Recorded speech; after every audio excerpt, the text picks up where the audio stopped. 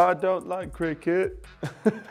FIFA's The Best shortlist is announced. PSG star could leave, Klopp talks Wilson, pre-season training intensifies, and a roundup of the day's transfer rumours. That and more coming up in the next few minutes as I'm your host, Matt Froelich. You are the Onefootballers, and this is the Daily News. So first up, and FIFA's The Best nominees have been announced. Now for those of you who don't know what that is, it's basically FIFA's version of the Ballon d'Or after the two split after a few years. This means that it's actually down to who is going to be the best player rather than just a French football magazine deciding the winner of the Ballon d'Or. Of course, it doesn't hold as much weight as the Ballon d'Or does, but it's still a pretty good barometer of who is the best. At least it's given it a good time in the season, which is just before the start of the next one. The nominees are Ronaldo, De Jong, De Ligt, Hazard, Kane, Mane, Mbappe, Messi, Salah, and Van Dijk.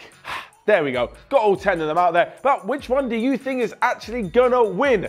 Much like with the Ballon d'Or, we don't actually know what the criteria is for winning, but if it's going to go to anyone, my bet would probably be with Virgil van Dijk. He's completely changed Liverpool. They had a fantastic run in the Premier League and they won the Champions League. But come to think of it, it's pretty harsh that there are no Manchester City players in there.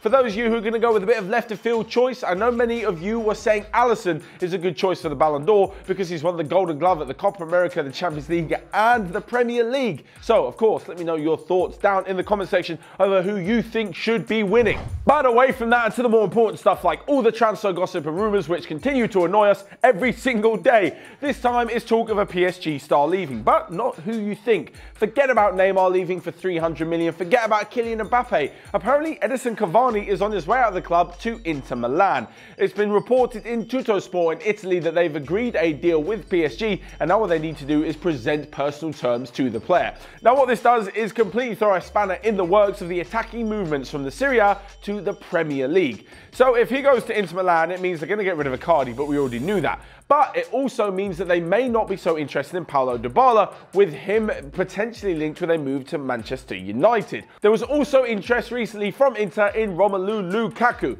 So if they don't go ahead and sign him, Manchester United have to find someone else to give him to. It's reported that the swap deal between Dybala and Lukaku won't be happening because Dybala would prefer to join Inter Milan, but they're not going to sign him because they've just signed Cavani and they need to get rid of Icardi first, and Manchester United will probably want some money for Lukaku. It completely screws everything up and I'm not so sure why Inter Milan are going for Cavani ahead of the others, but that's just the way it goes. Obviously, United do want 75 million, and that's the kind of money they can probably charge by selling Mauro Icardi. As for Dybala, yeah, he's back in training, but I'm not so sure whether or not he will be moving on anytime soon. The real losers out of all of this are Manchester United. I'm not saying the whole club is a loser, but they are part of the Premier League, whose transfer window closes next Thursday evening. So if they're going to be rushed into doing anything, they're probably going to overpay, whereas the European transfer windows don't shut until the end of August. So next up, and to some Premier League transfer news involving Harry Wilson. Jurgen Klopp has said that he doesn't quite know what the future holds for the 22-year-old, but he has returned from his loan at Derby in fantastic shape.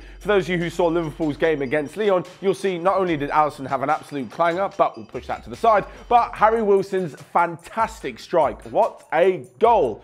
As what this means for the player, well, he still may not have a future because in all honesty, it's difficult for any player to come into Liverpool and take a starting spot. The front three of Salah, Firmino and Mane are obviously so brilliant that it's pretty difficult for internationals such as Xherdan Shaqiri to get a game, never mind a youngster like Harry Wilson.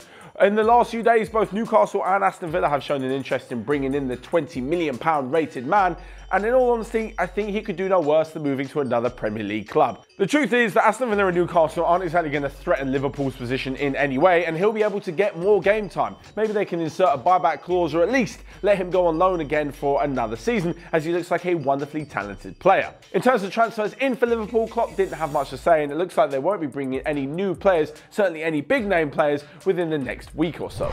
So next up to the pre-season preparations, which are looking pretty good for the Premier League's big boys. Ahead of the Charity Shield opener on Sunday, Liverpool and a few of the top six all had positive results. As mentioned before, Jurgen Klopp's men won 3-1 against Lyon. Arsenal edged past Angers on penalties. Spurs won the Audi Cup after drawing 2-2 with Bayern Munich by winning on penalties.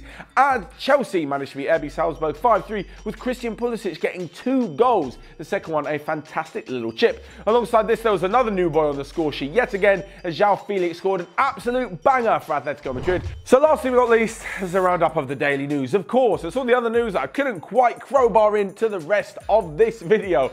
First up, Napoli, having missed out on Nicolas Pepe to Arsenal, are now interested in bringing in Wilfried Zaha for around 60 million. Arsenal want to shore up their defensive line by bringing Juventus centre-back Daniele Rugani on a 2-season loan. Barcelona are finally getting rid of Malcolm after just 1 year by sending him to Zenit St. Petersburg in a deal for around £36 million. And lastly but not least, it's not even current transfer news, but Carlos Puyol, the Barcelona legend, has come out and said that he rejected the advances of Real Madrid twice in his career.